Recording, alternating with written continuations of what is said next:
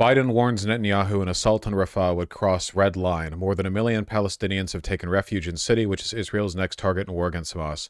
And then 1 hour later, but Netanyahu vows to defy Biden's red line and invade Rafah. Oh, well, there you go. You know, asked and answered. You know, people criticize Netanyahu, but really he's the only politician giving us these, like, direct, consistent, straightforward answers to the questions we have, which is, do you want to commit genocide? And his answer, obviously, is a resounding yes. You know, from Biden, we just get this waffling, but from Netanyahu, you know, he's committed to the bit. At least he's honest about this thing and this thing alone. You know, he lies all the time. He's just securing the southern border of the Gaza Strip, you know? Relief organizations have warned that an attack in Rafah on the border with Egypt and now refuge for about half of Gaza's 2.3 million population will result in widespread civilian casualties. Germany's foreign minister, Annalena Baerbock, said it would be a humanitarian catastrophe. Dude, if even German politicians are willing to criticize Israel, that's when you know nobody is on board.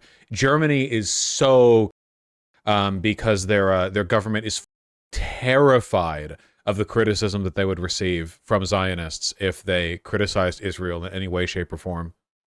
But even they are willing to say, you know, it would be a humanitarian catastrophe. That's so cool. Without naming them, Netanyahu claimed he had the tacit support of several Arab leaders for driving ahead with the onslaught against Hamas. Did you go over Biden's hot mic moment where he said he will have a come to Jesus conversation with Netanyahu? It's not really a hot mic moment, like he knows the mic is hot. How are you, Mr. This is one of the big Great speech. I was telling your secretary, you know, I was in Jordan and Israel this weekend. But does Netanyahu believe in Jesus? I mean, Jews believe in Christ. Christ was a Jew. Just, you know, you gotta keep pushing what you're doing on the humanitarian stuff and all this stuff. So, I told him, baby, don't repeat this. Don't repeat this. Sir, just... Hot mic, oh, good. That was good. Oh, did he genuinely think that there wasn't a mic present there? There's no way. There's no way somebody who's been doing politics for 50 years would genuinely think that with a camera pointed at your face like this, there's no way. He had to have known. He had to have known, and when they said, sir, you're being recorded, he was like, oh, okay, haha. It had to be intentional. I don't think that Netanyahu's going to have a come to Jesus moment, guys. I don't know. I don't think it's going to happen.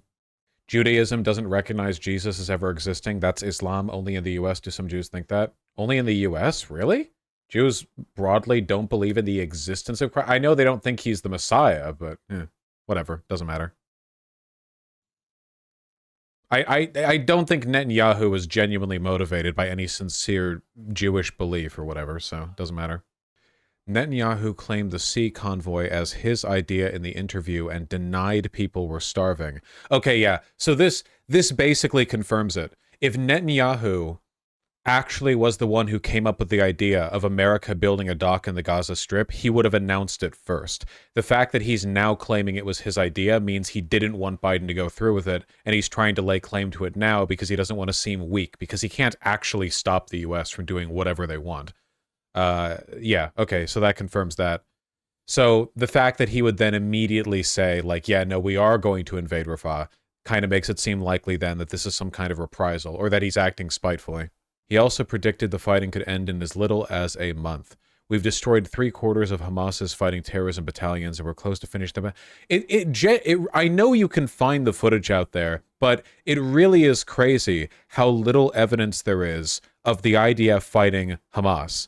Like, at all. I know you can find video footage of, like, people taking shots at one another from opposite ends of a bunch of rubble, but so much of the battle footage that came out of you know, out of Ukraine was just, like, so objectively evidentiary of the conflict, whereas the only stuff you see out of the Gaza Strip is just civilian buildings getting demolished and civilians being killed and, you know, armless children being pulled out of rubble.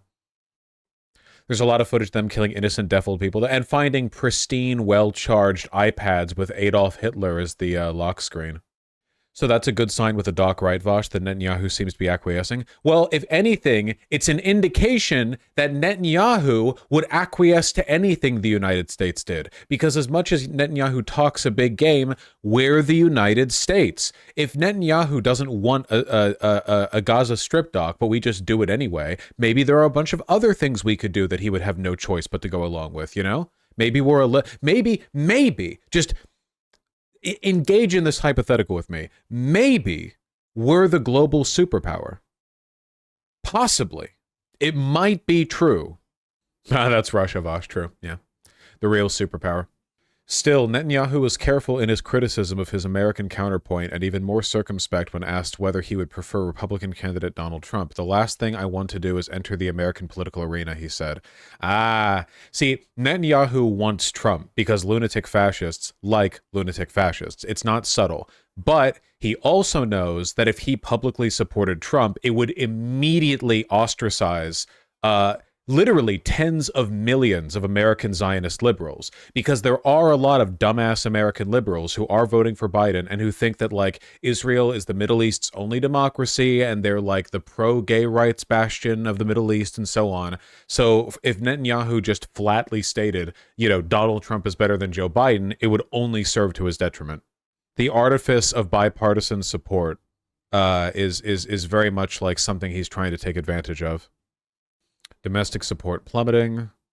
On the vexed question of whether Israel would need to expand its campaign to combat Hezbollah in southern Lebanon, he left open the prospect of a military operation in order to facilitate the return of people who have left their homes in northern Israel through fear of cross-border attacks by the Shiite militia groups. Let's do it. Let's do it, boys. Are you ready? Are you ready for the invasion of Lebanon? Let's go. Honestly, with how mishandled the IDF has been over the past over the course of the conflict, it makes me wonder how well they'd even hold up against Hezbollah in spite of having significantly more people and better weapons. Oh wait, actually, how big is the IDF? They have more people than Hezbollah. IDF population. Yeah, 1.5 million men. They conscript. They have a more populous country. Yeah. 1.5 million males, 1.4 million females. They could bring as many people on board as they wanted to. Hezbollah isn't a Hamas type army. No. Hezbollah is a proper military, you know? I mean, not proper military the way that, like, the IDF is, but far more so than Hamas. Massively more.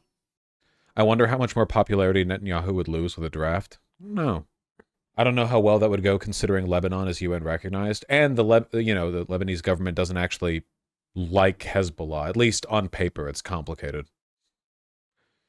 I didn't know Hezbollah had that many fans. Well, you know, we get along with Iran at least.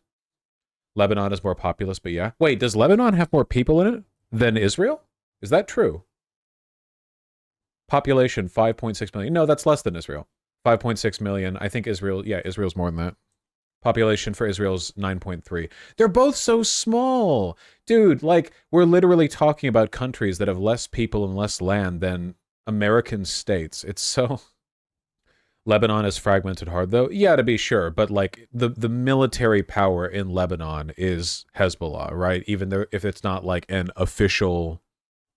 The problem is that, like... And this is often the case with Islamic insurgency groups or even Islamic militias or militaries. It's that they kind of combine the attributes of a military and of an insurgency group, where, like, with the Houthis or with Hezbollah, they have the numbers and sometimes the equipment of a semi-formal army, which means they're not just, like, limited to taking cracks with IEDs or their old Soviet rifles or whatever. They have better equipment than that. They have drones. They have, usually not tanks, but armored vehicles at least.